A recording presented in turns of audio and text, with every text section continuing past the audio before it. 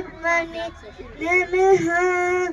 अथ पंचोदश अध्याय पुरुषोत्तम योग।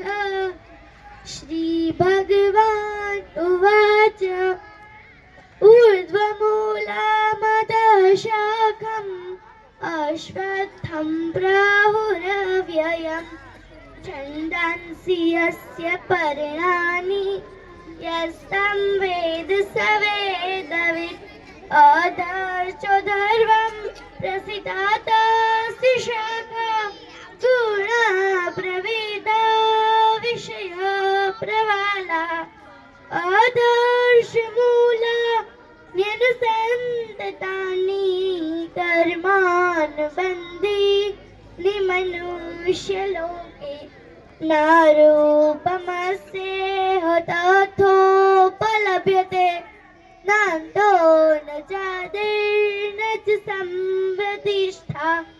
अश्वत्थमेनं सुविरूढमूलम् असङ्गशस्त्रे दृढेन चित्वा ततः पदं तत्परिमार्गितव्यम् यस्मिन् गता न निवर्तन्ति भूय तामेव चाद्यं पुरुषं प्रपद्ये।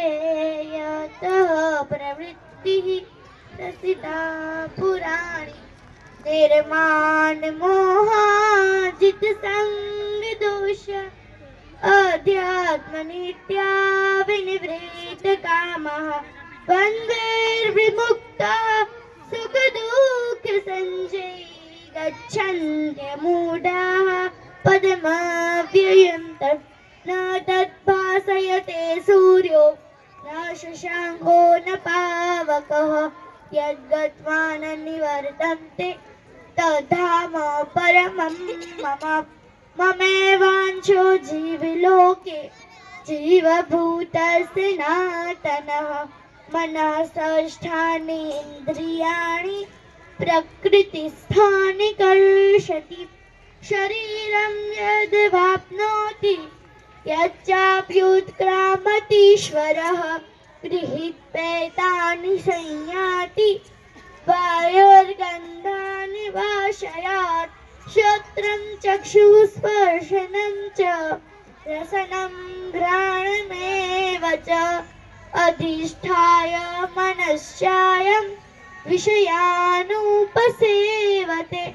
उत्क्रमन्तं स्थितं वापि पुञ्जानं वा गुणान्वितं विमूढानानुपश्यन्ति पश्यन्ति ज्ञानचक्षुषः यतन्तो योगिनश्चैनं पश्यन्त्यात्मन्यवस्थितं यतन्तोऽप्यकृतात्मानो नैनं पश्यन्त्युचेतसः। यदादित्यगतं तेजो जगद्भासयतेऽखिलं यच्चन्द्रमसि यच्चाग्नो तत्तेजो विद्धिमामकम्।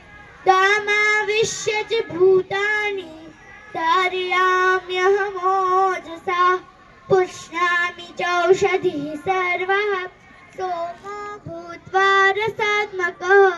अहं वैश्वानरो भूत्वा प्राणिनां देहमाश्रितः प्राणापानसमायुक्तः पचान्नं चतुर्विधम् सर्वस्य चाहं हृदि सन्निविष्टो मातः स्मृतिर्ज्ञानमपोहनं च वेदैश्च सर्वे अहमेव वेद्यो वेदान्तविद्वेदविदेव चाहं। त्वामिमो पुरुषो लोके क्षरचाक्षर एव च क्षरः सर्वाणि भूतानि कूटस्थोऽक्षर उच्यते। उत्तमः पुरुषस्त्वन्यः परमात्मेत्युदाहृतः यो लोकत्रयमाविश्य बिभर्त्य व्यय ईश्वर।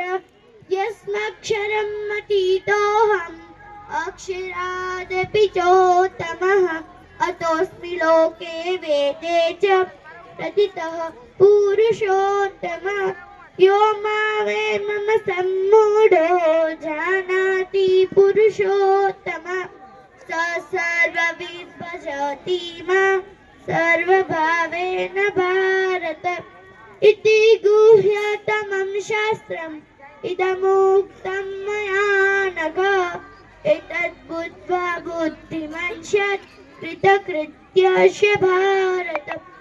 ओम तत्सविति श्रीमद्भगवद्गीतासु उपनिषत्सु ब्रह्मविद्यायां योगशास्त्रे श्रीकृष्ण अर्जुन संवादे पुरुषोत्तम योग नाम 15 अध्यायः। अस्तु।